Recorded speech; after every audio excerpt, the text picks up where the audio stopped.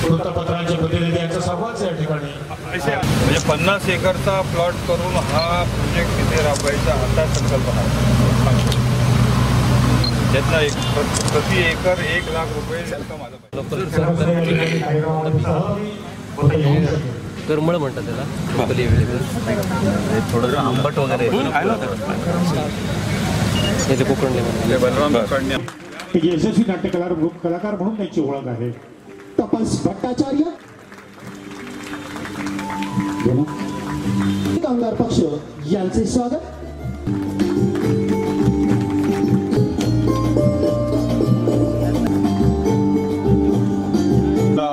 सर्वांना आनंद होते की ज्यांच्या नेतृत्वाखाली कोकणाचा शेतीचा विकास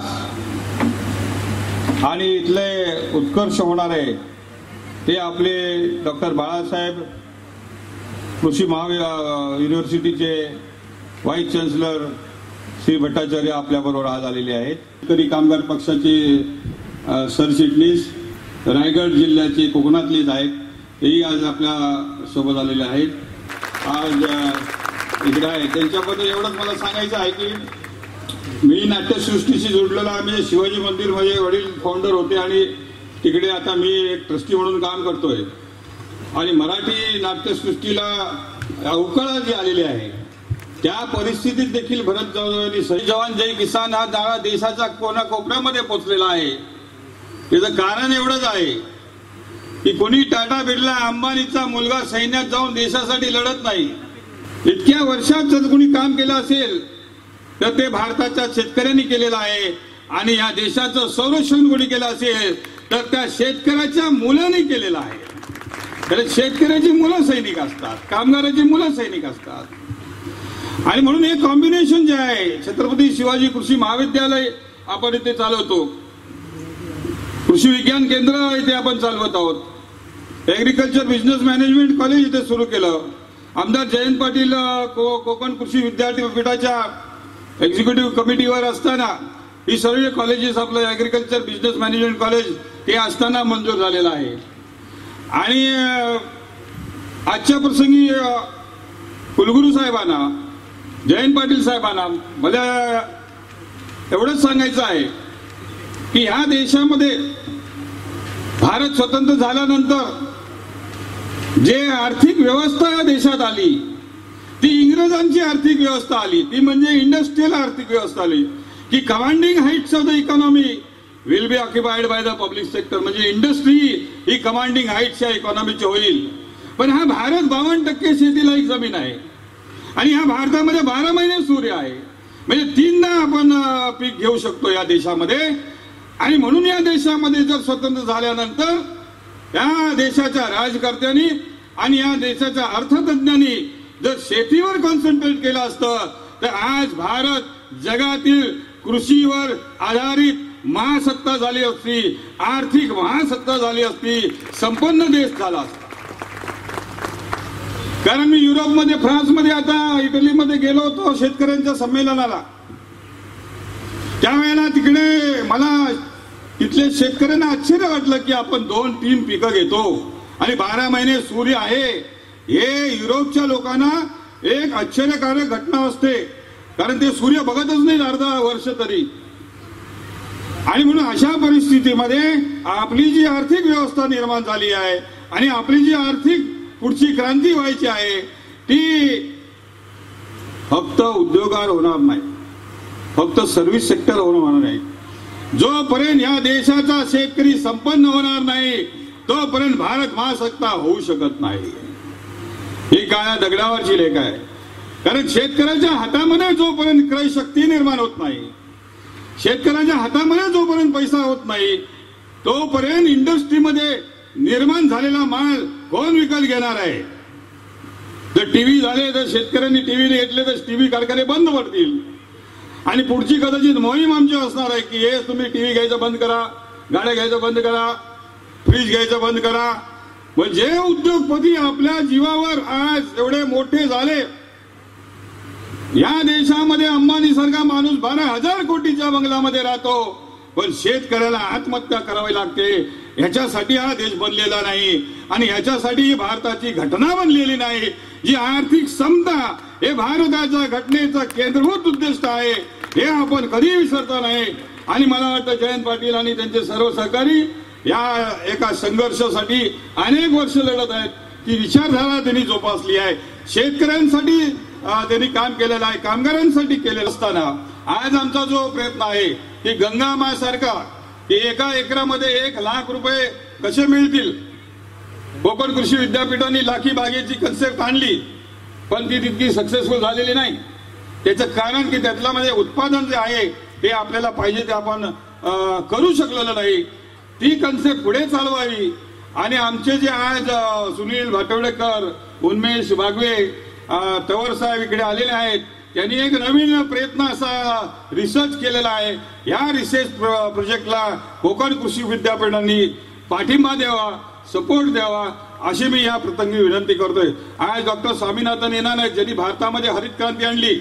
एवढंच नाही तर हरित क्रांती आणली आहे आणि आज स्वामीनाथन कमिशन रिपोर्ट त्यांनी बनवलेला आहे. मला याच्यात लक्ष घालावं लागणार आहे की हमी भाव शेतकऱ्यांना कधी मिळणार आहे. आणि म्हणून स्वामीनाथन आयोग हा प्रश्न आहे. आणि पुढच्या काळामध्ये जयंत पाटील साहेब आणि आमचे सर्व सहकार्यांना, आज बच्चू कडू येणार होते पण त्यांची शिवजयंती असल्यामुळे ते येऊ शकले नाहीत.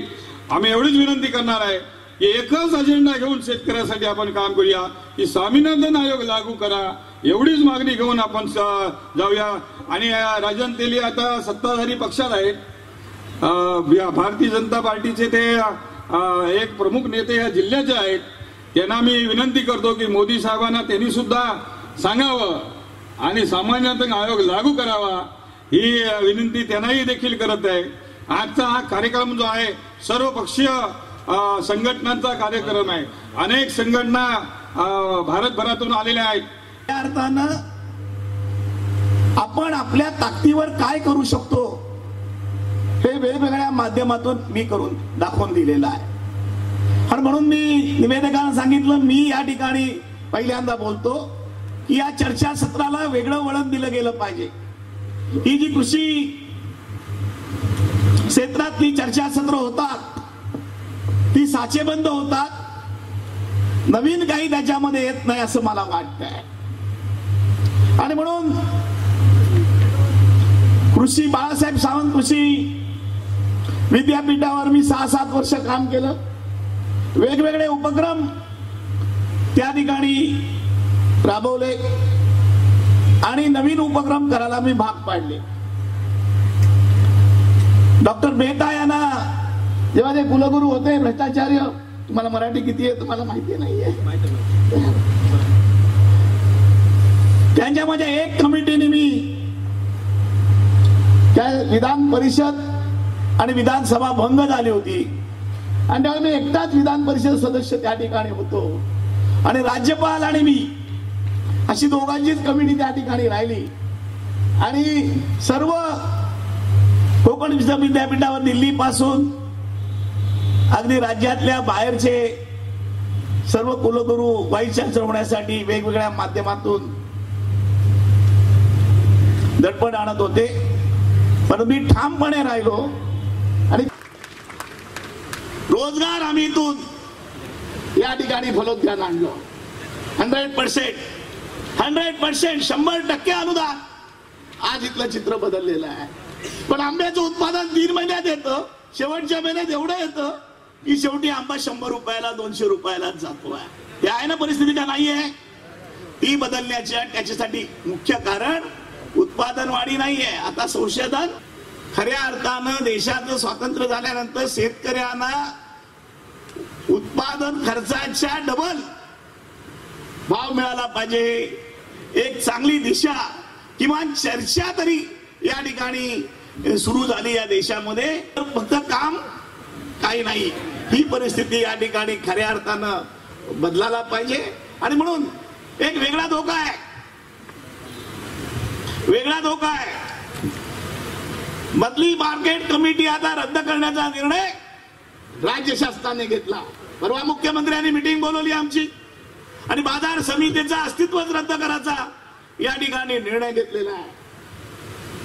आम्ही त्याला विरोध केला आणि त्याला बाजार समितीचं कार्यक्षेत्र सुद्धा सीमित करण्याचा निर्णय घेतला मार्केट यार्डापुढे. काल मुख्यमंत्र्यांनी मेकिंग इंडियामध्ये त्याचा पुनरुच्चार केलाय. पुन्हा या ठिकाणी दलालांच्या आणि भांडवलदारांच्या ताब्यात पुन्हा ही मार्केट जाणार आहे. या ठिकाणी खऱ्या अर्थाने मार्केट जे आहे जे सुरक्षित आहे. तुमच्याकडे कुठली बाजार समिती किंवा सहकारी संस्था आज आंब्याचं या ठिकाणी कुठेही खरेदी करत नाही, सर्व दलाल करताय. आपण तिथे अपयशी ठरलेलो आहोत. आपण तिथे अपयशी ठरलो, त्याची चर्चा करा. या ठिकाणी मोठ्या प्रमाणात हे प्रयोग करायला पाहिजे. सिंधुदुर्ग बँक तुमची आज उसाला पैसे देते, साखरेला पैसे देते, बाहेर पैसे देते.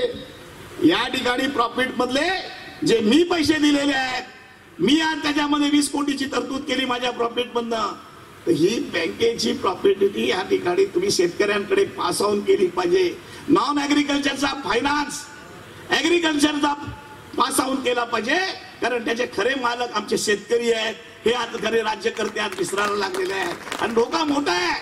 राजेंद्र तुम्ही मोठा धोका आणताय. या ठिकाणी शेतकरी नष्ट करायला मागताय.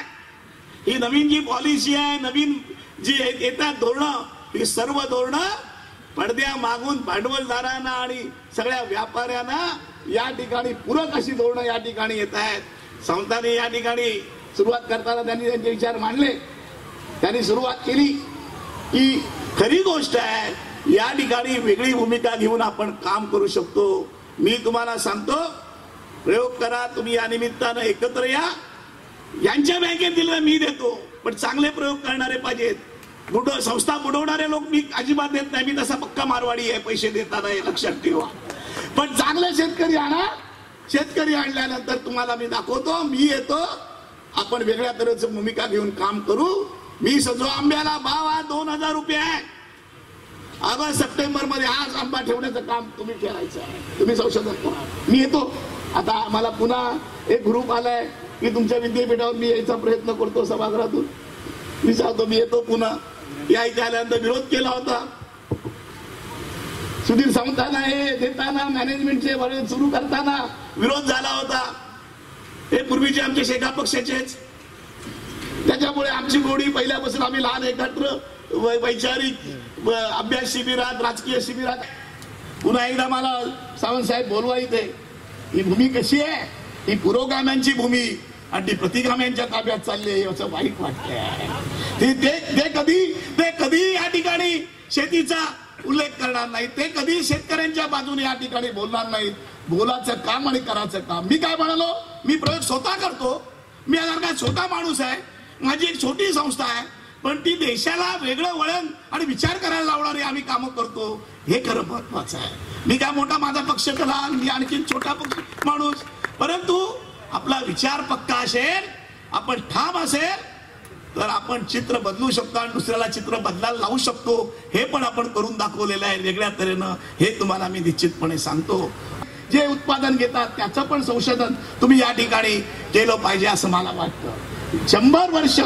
100 वर्षापूर्वी ते पिकं काय घेत होते, लोक कशा प्रकारे जगत होते, शेतीवरच जगत होते, त्याचा पण अभ्यास तुम्हाला करण्याची गरज आहे. आणि म्हणून मी निश्चितपणे या ठिकाणी सांगेन, बोलायचं भरपूर होतं पण एमडीला जयंत पाटीलच पाहिजेत. पण ते काय म्हणतात आणि ज्यांनी आम्हाला पुरस्कार दिला ते म्हणतात जयंत पाटीलच पाहिजेत, तुम्ही एवढं चांगलं काम केलेलं आहे. तर ज्या स्टाफनी माझं काम केलेलं आहे, मी नुकतं धोरण ठरवतो, मी फक्त माझी कल्पना मांडतो, पण ती कल्पनाची अंमलबजावणी माझे अधिकारी आणि कर्मचारी करतात. सरकारी योजना शेतकऱ्यांपर्यंत पोहोचवा. जिथे कुठले सरकारी अधिकारी दुष्काळग्रस्त मदतीला भ्रष्टाचार करत असतील त्यांचं आमच्याकडे फोनवर सांगवा किंवा त्यांना रस्त्यावर आणा, आम्ही काम करतो आहोत. एवढी परिस्थिती वाईट आहे की युनिव्हर्सिटीमध्ये शिकणाऱ्या 1000 मुलांना मी माझ्या पक्षातर्फे रोज 2 वेळचं जेवण देतो आहे. त्या महिन्यातून आपल्या 2 दिवसातून एकदाच जेवायचे. जे एमफिल होतात, जे नेट मध्ये आहेत, जे PhD साठी शिकतायत असे विद्यार्थी खालचे विद्यार्थी नाहीत. आणि त्यातल्या काही मुली रेस्टीवर हमाली करून 2 दिवसातून एकदा जेवत होत्या. आम्ही फिरलो, आम्ही सांगितलं उद्या 21 तारखेला मीटिंग सांगितली. त्या ठिकाणी ही मंडळी करत होते. सिंधुदुर्ग बँकेची जी आज आर्थिक परिस्थिती वाढली आहे त्यात थोडाफार हातभार माझा पण आहे. अनेक पैसे मी त्यांचे माझ्याबरोबर गुंतवले. कारण रायगड आणि सिंधुदुर्ग वेगळा नाही, आपण सख्खे भाऊ आहोत आणि त्या भावाप्रमाणे आपले पुढल्या इथला शेतकरी आमचा भाऊ आहे. या भूमिकेतून आम्ही या ठिकाणी खऱ्या अर्थानं काम केलंय. आणि म्हणून या चर्चासत्राच्या निमित्तानं एक वेगळं वळण मिळालं पाहिजे. या कृषी प्रदर्शनाच्या निमित्तानं या ठिकाणी इथल्या शेतकऱ्यांना कृषी प्रदर्शन काहीतरी देऊन गेलं, नुसतं देऊन गेलं नाही तर त्याची अंमलबजावणी करण्याची प्रक्रिया सुरू झाली असं आपण करूया. घणाघाती भाषणं केली, त्यानंतर बोलणं म्हणजे इनफॅक्ट एखाद्या सचिन तेंडुलकर किंवा रैनानंतर बॅटिंगला येण्यासारखं आहे. पण तरी मला एक सांगावं असं वाटतं की जो कोकणातल्या शेतकऱ्यांसाठी असो किंवा देशभरातल्या शेतकऱ्यांसाठी असो, जो काही प्रश्न आहे की उत्पादन कमी येतंय, उत्पादन खर्च वाढत चाललेला आहे, खताच्या किमती आहेत, बियाण्याच्या किमती आहेत, औषधांच्या किमती असतील आणि आलेल्या उत्पादनाला भाव नाही किंवा ती साठवायची अरेंजमेंट, असे वेगवेगळे प्रॉब्लेम्स आहेत. पण याच्यामध्ये मार्ग काढण्यासाठी ज्या काही सोयी आहेत त्याचाही वापर आपण शेतकरी बऱ्याचदा करत नाही. यातली एक साधी गोष्ट सांगतो. आमच्याकडे आज RCF कडे 13 स्टॅटिक सॉइल टेस्टिंग लॅबोरेटरीज आहेत, माती परीक्षणाच्या सोयी आहेत, 6 मोबाईल लॅबोरेटरीज आहेत. माती परीक्षणाचा मुख्य उद्देश हाच आहे की शेतातल्या काय पीक घेणार आहे आणि त्यासाठी किती खत वापरायचं आहे. माझ्या अंदाजाने मी इथे उपस्थित असलेल्या बहुतेक शेतकऱ्यांनी त्यांच्या जमिनीचं माती परीक्षण केलेलं नसेल. त्यांना जर पहिली हीच बेसिक नीड जर समजलेली नसेल तर मग माती परीक्षण नाही केलं तर जो शेजारी किती टाकतोय, पोती खतं 4 पोती युरिया टाकतोय, मी पण टाकत राहीन, त्याच पद्धतीने जर खतं टाकत राहिली तर त्याची युटिलिटी किंवा त्याचं उत्पादन तर जे मिळायचं तेवढंच मिळणार आहे, पण खर्च मात्र वाढत जातो. त्यात कुठेतरी जर आपल्या हातात जे आहे ते आपण पहिले करायला सुरुवात केली तर मला वाटतं यातून काहीतरी फायदा होईल. जसं आज या प्रदर्शनात आमचा स्टॉल आहे तिथे याची माहिती काय, इतर काही गोष्टी आमच्या आहेत. जसं एक शेती पत्रिका नावाचं मासिक कमी 55,000 कॉपीज त्याच्या निघतात. त्या जे कोण सभासद शेतकरी आहेत त्यांना ते मोफत पोचवलं जातं. तर वेगवेगळे प्रकार आहेत, टोल फ्री नंबर आहे, वेगवेगळे माध्यमं आम्ही म्हणजे प्रयत्न करतोय की शेतकऱ्यांना त्यातून योग्य तो सल्ला. पण शेवटी हे काय की घ्यायचं किती आणि कसं घ्यायचं हे शेतकऱ्याच्या हातात आहे. तर त्यामधनं निश्चित काही मार्ग निघू शकेल. एवढंच मी बोलतो. धन्यवाद. मी अचानक आलेला पाहुणा आहे. म्हणजे त्या दिवशी माझा शिवाजीला शो होता आणि सावंत साहेब भेटले की असं येणार का. मी येतोय कारण आहे की वेंगुर्ला माझी सासूरवाडी आहे आणि म्हणलं बाकी काही विचार केला नाही. म्हणलं चला येतो. आज काय शो पण नव्हता, काही नव्हतं, कन्फर्म म्हणलं येतो. पण शेतीविषयक बोलणं म्हणजे काय ते खरं तर आम्ही नाटकात चित्रपटात डायलॉग पाठ करतो, त्यात कॅरेक्टर उभं करणं सोपं आहे खरं तर. पण ती भूमिका ज्याची भूमिका आम्ही करतो ती मुळात ती व्यक्तिरेखा, त्या व्यक्ती कशा पद्धतीनं वर्कआउट करतात हे फार जवळनं पाहता येत नाही. पण अशा भाषणातनं कळतं की किती प्रॉब्लेम्स आहेत आणि त्याला किती हातभार लावला गेला पाहिजे. जसं तर मराठवाड्याचा विषय निघाला तिथे खरंच पाण्याचा अतिशय मोठा प्रॉब्लेम आहे. त्यामुळे आत्महत्येचे प्रकार वाढले आहेत.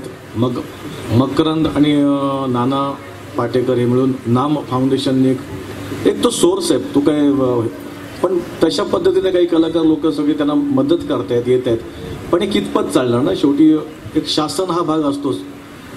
बऱ्याचशा गोष्टी शासनाच्या आपल्या कानावर येतात, आपल्याला माहीत असतात, पण लोकांपर्यंत पोहोचत नाही. ते नक्की कुठे जातं, काय जातं, देव जाणे. बरं, ते मधले जे कोण आहेत त्यांनाही जरा लाज वाटली पाहिजे की आपण कोणाचं खातोय आणि कोणाच्या घशातला घास काढतोय, ह्याचाही विचार त्यांनी करायला हवा. त्या मानानं कोकणातली परिस्थिती खरंच चांगली आहे. इथल्या पाण्याला चव आहे. सगळ्यात महत्वाचं म्हणजे पाण्याला चव आहे. इथला आंबा घ्या, काजू घ्या, जे काय इथलं जे पीक आहे कोकणातलं, याला बाजारभाव आहे. पण जसं आता स्वामीनाथन आयोग जर येत असेल तर सगळ्यात आनंदाची बाब आहे की डायरेक्ट 50% फायदा होणार आहे. तर ना कोणीही खरं तर आम्ही जेव्हा नाटकात काम करतो, चित्रपटात काम करतो, आम्ही आमचा रेशो पाहतो की आता आम्हाला किती मिळणार, माझा पिक्चर, माझं नाटक किती विकलं जाणार आहे, त्यात मला किती मिळणार आहे. हा अधिकार, हा हक्क जोपर्यंत शेतकऱ्यांमध्ये येत नाही तोपर्यंत प्रॉब्लेम आहे. तो हा अधिकार तुमच्याकडे येईल आणि येऊ शकतो. त्यासाठी तुम्ही तुमच्या जमिनी राखून ठेवायला हव्यात. तुम्ही जमिनीच विकत बसलात तर तो अधिकार पण गेला आणि नुसतीच म्हणजे आपण पावसाची वाट पाहतो ना मराठवाड्यात, तसं तुमची ती अवस्था होईल. तर मी फार लहान आहे, तरुण आहे, मला असं वाटतं की मी आमच्या तरुण मित्रांना सांगू शकेन की वडिलोपार्जित जी जमिनी आली आहेत आपल्या नावावर, 7/12वर, ते लगेच खोडू नका. जरा अजून वेळ घ्या, ते मिळेल. प्रत्येक माणूस आशावादी असतो आणि आशावादी असायलाच हवं. ही परिस्थिती का अशीच राहणार नाहीये. सरकारच्या परीने प्रयत्न करते, काही कलाकार म्हणून काही प्रयत्न करतायत. तर बरीचशी अशी संघटना आहेत. आज हे फेस्टिवल भरून अशा पद्धतीने एक प्रयत्नच आहे ना आपण. तर अशा सगळ्या बाजूने जर प्रयत्न होत असेल तर तुम्ही तुमचा प्रयत्न पटकन संपवू नका, हार मानू नका. हार मानले की मग पुढे काहीच घडत नाही. कारण तुम्ही तुमच्या पुढच्या पिढीचा विचार करायला हवा. जर तुमच्या पूर्वजांनी काही विचार केला असेल म्हणून त्या जमिनी ठेवल्या असतील, तर आज जरा पैसा बरा मिळतोय जमिनीत म्हणून लगेच विकून तुम्ही जर पुढच्या पिढीचा विचार करत नसाल तर हे दुर्दैव आहे. त्यामुळे मला असं वाटतं की ह्या चर्चासत्रात जरी मला पिकांबद्दल माहिती नसेल तर मी एवढं सांगू शकेन की जमिनी वाचवा. आज तुमचं ते स्लोगन पण आहे की उत्पन्न काढा पण जमिनी विकू नका. तर मी ह्या मताशी प्रचंड ठाम आहे की जमिनी वाचवा. स्वागत करत आहे. फक्त थोडं बँक ऑफ महाराष्ट्राबद्दल सांगायचं आहे की 1935 मध्ये बँकेचं फाउंडेशन झालं. 1935 फक्त फाउंडेशन झालं हे फक्त शेतकऱ्यांसाठी. हार्डली 5-5 रुपयात बँक्सनी ओपन केलं. आणि आता हे सांगण्यात येत आहे की 2016 मध्ये आम्ही टोटल 2,18,000 कोटीचा हा टोटल बिझनेस केलेला आहे. ही बँक खरं आहे शेतकऱ्याचीच बँक आहे. तर मी सगळ्यांना आवाहन करतो की ह्याच्यापूर्ण सगळ्या आपल्या बँकेचा फायदा घ्यावा. परंतु हे कोकणातल्या ह्या 4ही जिल्ह्यामध्ये एवढी ह्या गोष्टीमध्ये ताकद आहे. आपण सर प्रोसेसिंग मध्ये येण्यासाठी आता हे प्रयत्न चालू आहे शासनाचे. पण अजून शेतकऱ्यांमध्ये जागृती करण्याच्या दृष्टिकोनातून प्रामाणिक जर प्रयत्न केले तर राज्याच्या तिजोरीत हा कोकण भर टाकेल एवढी ताकद या सिंधुदुर्ग जिल्ह्यामध्ये आहे. खरं जर भाईने सांगितली ती गोष्ट खरी आहे. आंबा असेल, काजू असेल, जांभूळ असेल, इथले सगळे जे काही फळफळावळ आहे आज या फळफळांमध्ये मोठ्या प्रमाणात लागवड आहे. सिंधुदुर्ग, रत्नागिरी हे दोन्ही जिल्हे जर आपण बघितलं तर जवळजवळ 4 लाखापेक्षा आपलं क्षेत्र आंब्याखाली आहे. 2 लाखापेक्षा जवळपास जास्त क्षेत्र काजूखाली आहे. पण हे सगळं क्षेत्र जरी आपण बघितलं तर त्याच्यावर होणारी बाय प्रॉडक्ट किंवा त्याच्यापासून होणारं या ठिकाणची रोजगार निर्मिती याचा जर विचार आपण या ठिकाणी केला तर राजकीय, सामाजिक सगळ्यांचीच अडचण या ठिकाणी निश्चितपणे होईल. एक कबूल करायला हरकत नाही.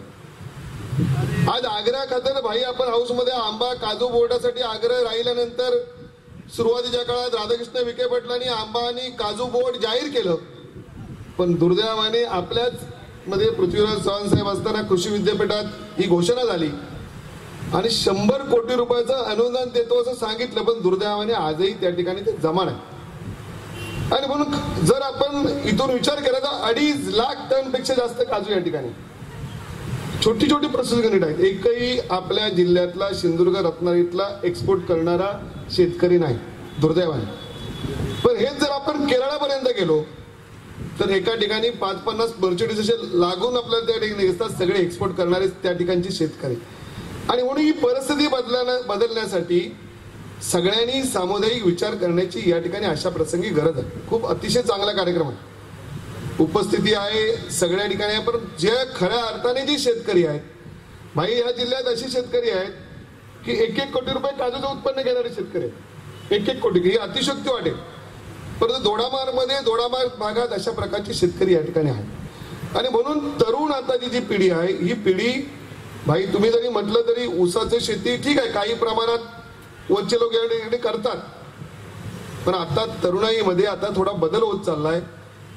आमच्या याकडे वाघेरी आणि त्या बेल्टमध्ये 70 एकर जागा तरुण मित्रांनी एकत्र येऊन त्या ठिकाणी केलेले हे उदाहरण या ठिकाणी आहे. आणि म्हणून या सगळ्यांना सलाम. रिकव्हरी वाढली पाहिजे. रिकव्हरी आपल्याकडे 10च्या वर येत नाही, पण त्याच्या ही चर्चासत्र खरोखरच या ठिकाणी गरजेचं आहे. आताच आमचे मेजर साहेब सांगत की इकडे जे ऊसाचं क्षेत्र आहे बरेच लोक मागे लागतात की भाईंच्या मार्गदर्शनाखाली आम्ही राधानगरीला एक प्रयोग केला. कारण ऊस खाण्यापुरता फक्त आम्हाला माहिती होतं. आम्ही एकदा लॉबीत बसलो होतो आणि एक अशी त्या ठिकाणी बाईंनी बातमी सांगितली माडी शुगरची एक फॅक्टरी द्यायची आणि 8 महिन्याच्या आत ती उभी करायची आहे, नाहीतर ते लायसन रद्द होणार. बाईने मला विचारलं की तू खालून येऊन मदत करशील का? तर बाई म्हटलं ठीक आहे करू. बाई नवीन प्रयोग करण्यात यशस्वी आहेत. त्यांना होय म्हटलं. आणि खरोखरच तुम्हाला सांगायला म्हणजे अभिमान आहे की 6 महिन्यात राधानगरी तालुक्यात नवीन कारखाना त्या ठिकाणी उभा राहिला. 6 महिन्याच्या आत. चालू वर्षी 2 लाखापेक्षा जास्त क्रशिंग झालं, यंदा 3 लाखापर्यंत जाईल. पण मेजर साहेब एक आपण जी संकल्पना सांगितली की इथल्या शेतकऱ्यांना खरोखर तिथली रिकव्हरी वाढणे गरजेचं आहे. जितनी सारी चीजें हमने सुने हैं उससे मुझे कुछ चीजें जरूर अंदाज हो गया. वो है क्या, पुरानी एक हिंदी फिल्म थी जिसकी एक बहुत प्रसिद्ध गाना आपको पता होगा. उसका लाइन था थोड़ा सा है थोड़े की जरूरत है. As a matter of fact दोस्तों मैं आपको बताऊं मेरा 3 महीना हुआ है कुलगुरु के इस पद पे, और मैंने ये पाया कि कोंकण एग्रीकल्चर यूनिवर्सिटी ने ये जो शोध है इसका प्रचार और प्रसार बहुत कम हुआ.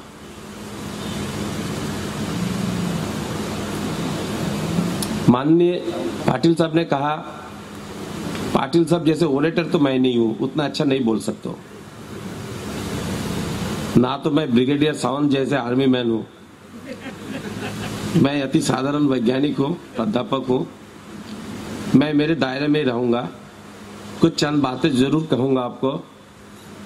उम्मीद करना ठीक है, लेकिन एक चीज याद रखना, किसी ने खूब कहा है जो लोग काम करते हैं उनसे ज्यादा काम मांगा जाता है. कोंकण एग्रीकल्चर यूनिवर्सिटी इतने अच्छे काम किए कि कोई भी वक्ता है हमेशा बोला कुलगुरु साहब को ये करना है. लक्षात रख, मतलब the ball is on my court. University जो है विद्यापीठ का 3 काम है. ये विद्यापीठ 4 स्तंभ पर खड़े हैं. सबसे पहले है एजुकेशन. आप स्टैट्यूट में देख लीजिएगा, हमारा सबसे पहले काम है एकेडमिक, जो पाटिल साहब ने बताया और ब्रिगेडियर साहब भी बताया कि ये यूनिवर्सिटी बहुत अच्छा काम कर रहे हैं. और हमारा काम है स्पेशली जो लोकल बच्चे हैं, जो फार्मर्स के बच्चे हैं, उन लोगों को कृषि, horticulture, specially fisheries, animal husbandry.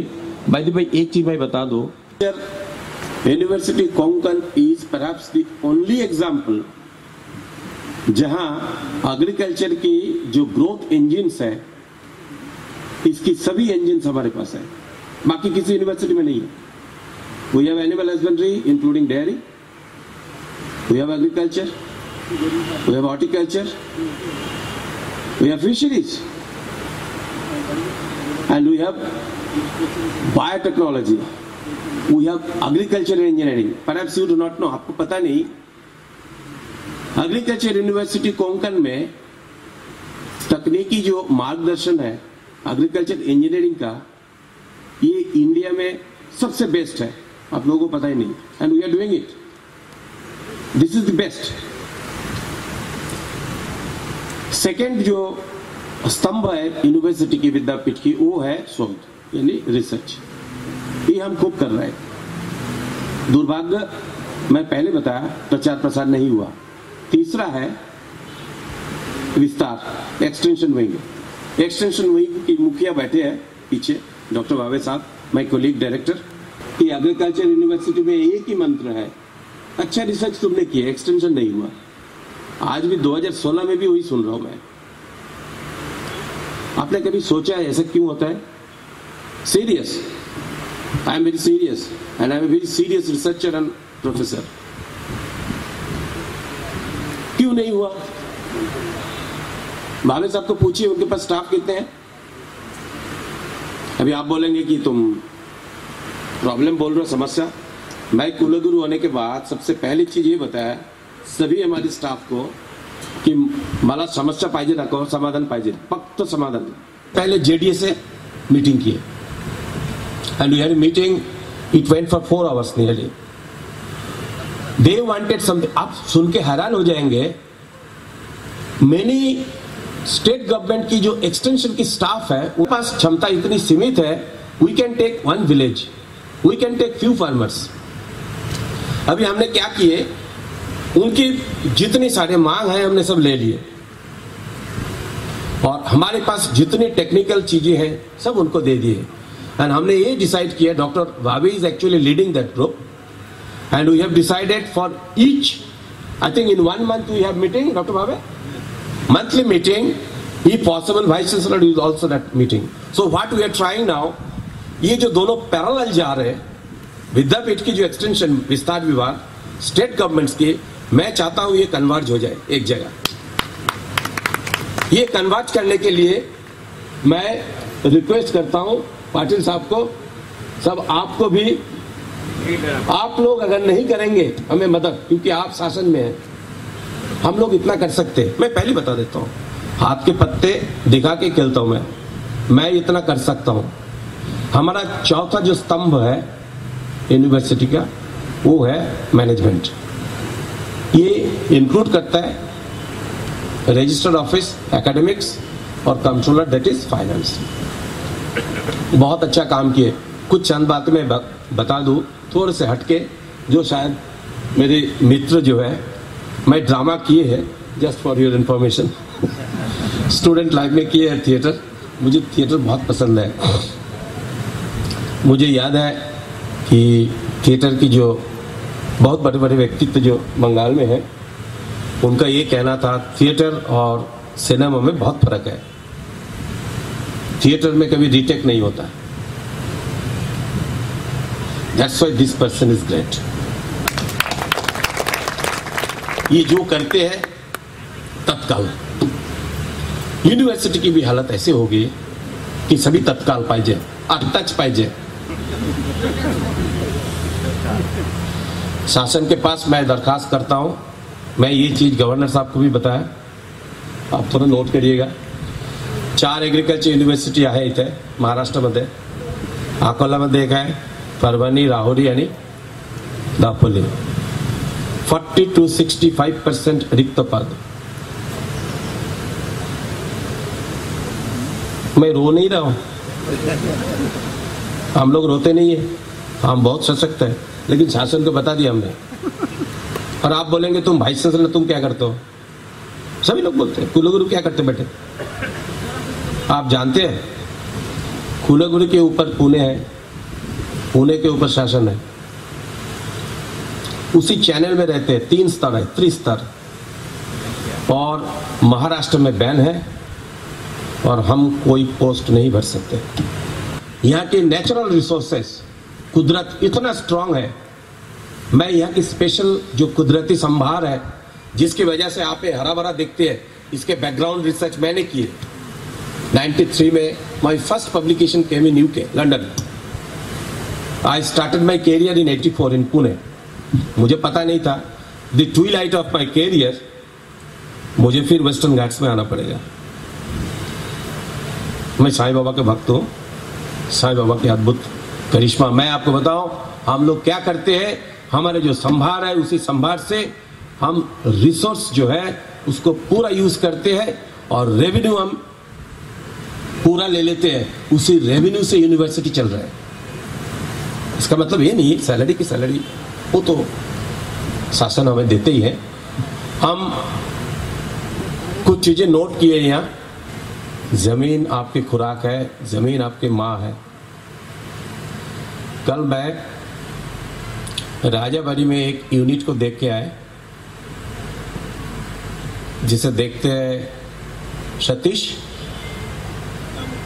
Satish Kamat. He is a reporter, Indian express group. करीब 25 साल पुणे में थे, फॉर 25 साल now, for last 10 years he is here. He is the nerve centre for nearly 5 self-help groups, जिसमें से 3 self-help group लेडी की है, 2 है gents की। इन लोगों की पूरी हिसाब है, I am linked with WhatsApp. इनकी पूरा बिजनेस, पाटिल साहब आप सोचते हैं फार्मर्स आर लेस इंटेलिजेंट, नो। शायद मैं आपको बताऊं, शायद हम लोग ये स्मार्टफोन का गलत इस्तेमाल करते हैं, लेकिन कोंकण की जो फार्मर है ये स्मार्टफोन को कैसे यूज करते हैं अब देख लीजिए। चाहे तो आप इसका मेंबर बन सकते हैं। इनके जो ओपनिंग है भाजीपाला की खरीदी की, जो आउटलेट है 4 से 8 है, इट इज इन रत्नागिरी। इनका टाइमिंग है इसी समय से इसी समय आपको मिलेगा। रेट बंधे हुए है, 20 रुपया पाव से 10 रुपया पाव रेट है। अलग अलग तरह की वेजिटेबल्स। आप अगर मेंबर है and if you are stationed in Ratnagiri, आप व्हाट्सएप में मेंबर बनिए, कामत साहब को मैसेज भेज दीजिए, मला हे पाहिजे आणि ही आउटलेट मध्ये पाहिजे। If you do not know the outlet, you give your lat long, the WhatsApp will find you out. अगर आप शाम के अंदर वो भाजी आप कलेक्ट नहीं किया, आपके पास व्हाट्सएप जाएगा,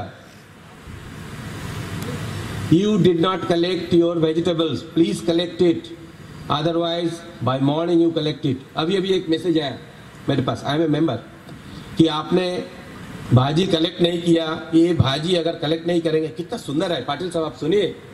ये जो सेंटर्स है, ये सेंटर में जहां से भाजी बेच रहे हैं लोग, they are not getting any commission, free personal relation.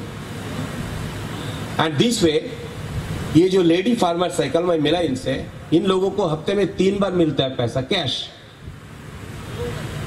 Nearly monthly income 25 से 30 हजार, जस्ट बिगिनिंग।